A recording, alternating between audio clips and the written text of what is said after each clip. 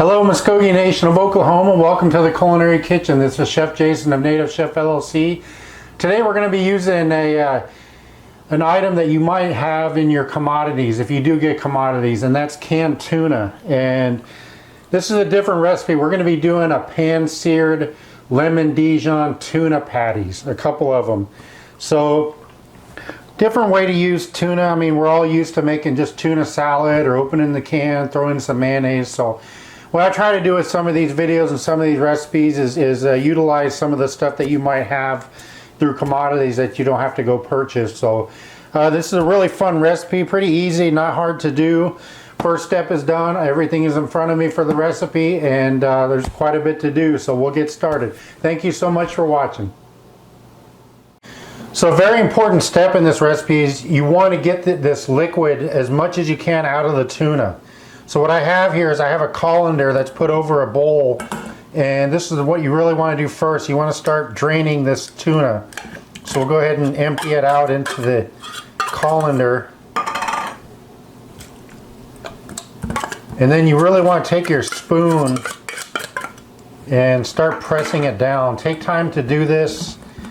This will be the first thing we do, and then once we get most of the moisture, you're not going to be able to get all of it, but quite a bit of it, and this will help later on when we're searing, where hardly any moisture will come out. And then just save this and continue to let it drain, and then we'll work on our other items. This recipe calls for lemon zest, and what that is that's actually the outside rind of the lemon. And whenever we do this, we don't want to go too far. Whenever you get to the white part, that's where you got to rotate. And I've already washed this and it's been dried really well. What I like to do is put a paper towel down. This is called a microplaner. Great tool to use. If you don't have a microplaner, try to use the box grater with the smallest grater part on it. So all I do is I'm just going to simply take my lemon and run it down and then turn. Run it down and keep turning it. And what I'm getting is this nice zest, and zest is really flavorful for a lot of dishes. It's great for marinating meats, and we're just going to keep doing this until we get about a teaspoon.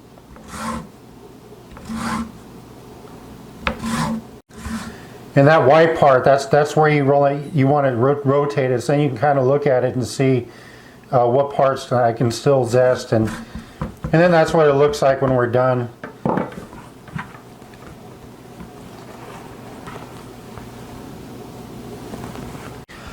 And then when you're done with that microplaner, just like with graters, make sure you rinse that off right away. That's what I did. As soon as I was done, I rinsed it off. That will save you so much time later on when you're washing dishes, especially from getting it injured or scraping your knuckles or something when you're trying to scrub, because that lemon will harden up like a rock if you don't wash it off right away. Now all I'm going to do is I'm just going to get about a tablespoon of lemon juice. And again, like I like to do, is just squeeze it into a container like this, and then if there's any seeds, I'm able to just dig those out really easily. Next up, I'm just going to cut up some fresh parsley here.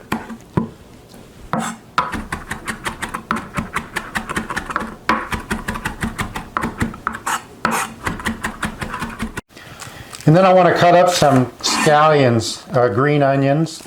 And so I'm just going to trim the ends on a bias like this, and then I'm just going to cross chop as finely as I can. And this will be used as a garnish at the end. Now that the tuna has really drained well, I'm just kind of breaking it up a little bit. We're going to add our Dijon mustard. We're going to add some breadcrumbs, the lemon zest, lemon juice, water, our fresh parsley for color and a little bit of flavor, more for color though, some granulated garlic and kosher salt and black pepper, and just a tad bit of Tabasco, and that's optional.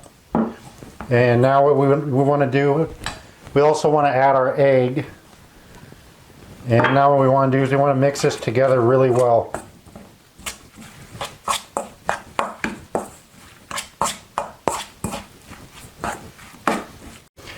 And then once we have it really mixed well together, you want to make these into about 4 equal balls, and they may not be exact, but just try your best. And I have a plate here that I put some parchment paper down on. So once we have our balls made, then we'll cover it and then put it in the fridge, and this will help later on whenever we're getting ready to cook. It'll kind of help firm them up a little bit so they'll be easier to handle.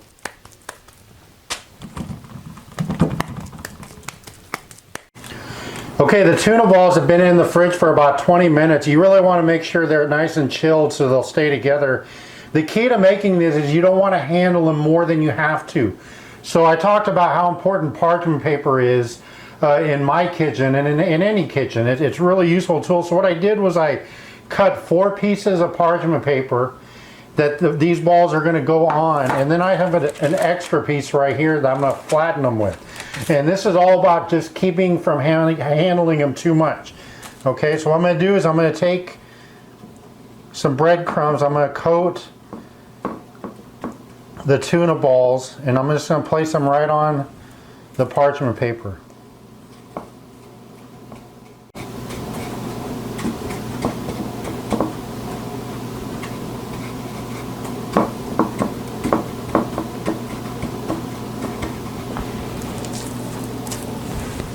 Now that all the tuna balls are coated with the extra breadcrumbs, all I want to do is I'm going to take my extra piece of parchment paper, and if you have a burger press or something, I just use the bottom of a coffee cup, and what you want to do is you want to press down so that it becomes a flat shape, just like that.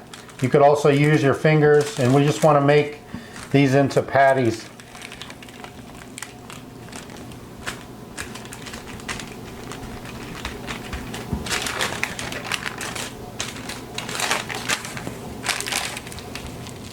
Now that we have our patties made, I'm going to add some oil, about a tablespoon. I'm going to really coat this pan well with the oil.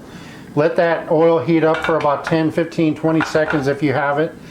And then we'll add our patties. And this is what I'm talking about with the parchment paper, is we don't have to handle them too much now. All we got to do is just drop them in the pan. And don't mess with them. Let them just cook. And we'll let them go for about 3 to 4 minutes on each side.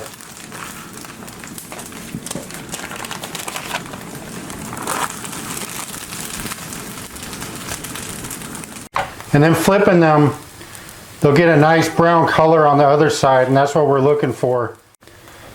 And then plating, you'll see how we have a nice color on these. We'll just put a couple down.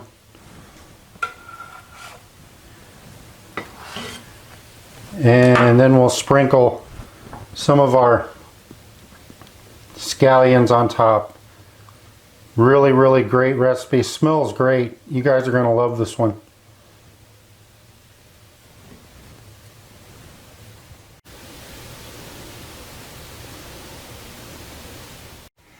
So if you love tuna like I do, you're going to really, really love this recipe. There's so much lemon flavor going on in there, especially since we used the lemon zest. And there's also, you can taste some of that Dijon mustard. So lemon zest, Dijon mustard, tuna, those are some of my favorite ingredients to use. If you're on a really, really low carb diet, this is a perfect way to serve it, just like this. You might want to be able to dollop maybe a little bit of sour cream on there, or some type of maybe a little bit of mayonnaise or something if you want, or just eat it just like this. I like to get those sandwich thins, those little mini sandwich buns, and I like to use those. This would be great with a piece of lettuce, some tomato, and you know, a little bit of light mayonnaise on there, and maybe a slice of avocado. So there's a lot of ways you can go with this. Again, the key is that you don't want to handle it more than you have to. So if you don't have parchment paper, I would strongly suggest you always having parchment paper in the kitchen. It makes your life so much easier with the dishes and with handling products. So If you didn't have the parchment paper, you're going to see if we would have pressed down with that coffee cup, it would have stuck to the cup. It would have, when you picked it up, it would have stuck. And it would have been a big mess. And you would have to start over rolling them back. So again, take those tips with parchment paper. Do the same thing if you're doing turkey burgers or hamburgers or whatever. If you're making your own patties, if I have a burger press, I'll make the patty in the burger press, but then I'll move it onto a parchment paper and I'll do that same trick. So I can make the burgers bigger. And visually, you know, I can turn a 4-ounce burger into a burger about that thick. It's pretty thin, but visually it looks bigger. So utilize those tips with parchment paper. And then all I did was I just garnished here with a little bit of that lemon. I didn't want to let that lemon go to waste because I took the rind off of it and we used half of it for the lime juice. So the other half I just cut up some wedges. So that's the way to do this. Just squeeze it all over the tuna patties. Tremendous recipe, guys. You're going to love making it. Great one to get the kids involved. Get the kids involved with measuring stuff out and getting stuff put together, and get their hands in here to mix it. That's part of it. Kids love to cook, but they just gotta let them do it. So had a great time today cooking. Thank you so much for joining me in my kitchen. I had a great time. I hope you did too. Thank you for watching. Take care of yourselves out there and stay safe. Miigwech.